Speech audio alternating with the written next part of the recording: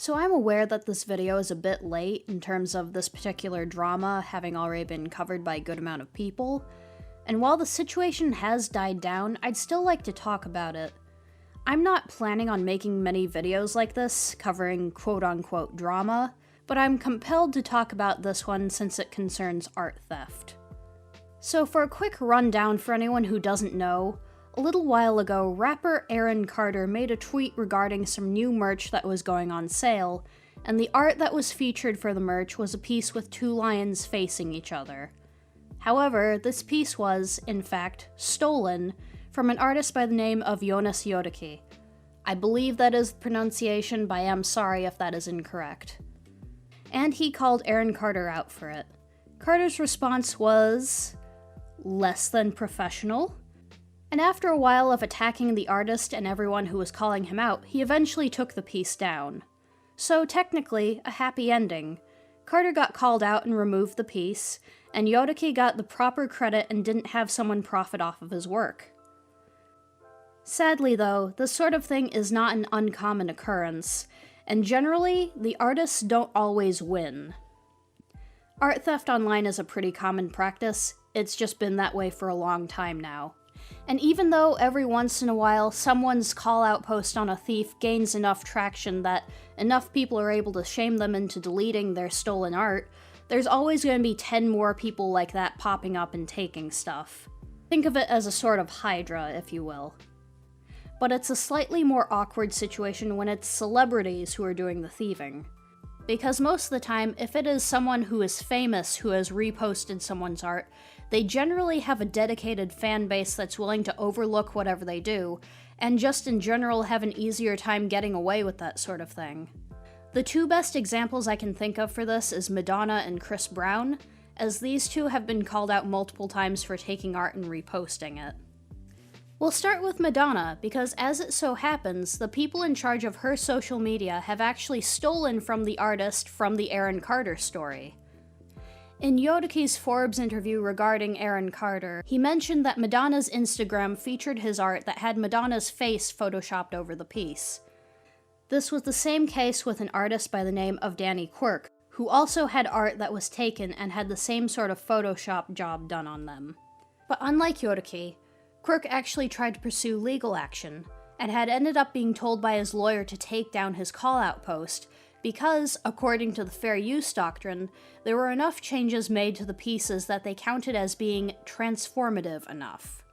Even though Madonna and her team were using the images to promote her new album, and even using the images during performances, and were doing so without asking for permission or even giving credit, Quirk was the one who needed to back down.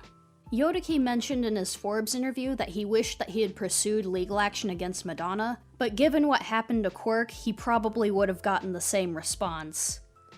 And oh yeah, let's talk about Chris Brown. Because I am not even sure of how many times this man has been called out on reposting art to his Instagram. Every time I went searching for information on what he's done, I kept finding different stories about him doing the exact same thing of stealing someone's art and acting about as maturely as Aaron Carter.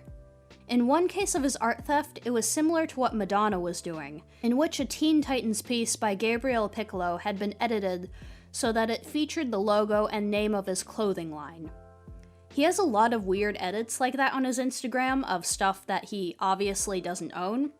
His Instagram page in general just has a weird feeling to it, but it's Chris Brown, so I guess that's to be expected. I bring these things up because, when comparing these instances with the Aaron Carter situation, it made me realize that Carter could have gotten away with his art theft had he just spent a few minutes on Photoshop. Had he done something similar to what Madonna had done, he could have gotten away with it by way of the fair use doctrine. The biggest reason as to why people went after him and why he likely ended up taking it down was because this was, in fact, flat-out stealing and probably could have led to some legal issues. The only editing that was done on this was to hide the watermark that credited the original artist.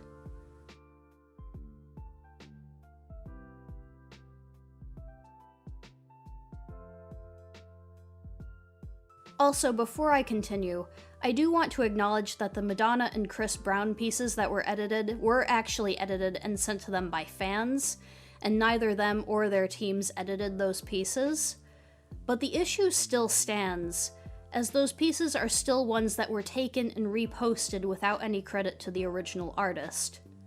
And once it's been called out that the piece is stolen, you should do the right thing and credit and maybe pay the artist, or just take it down. But they're well-known celebrities with huge followings. They're giving the artists exposure.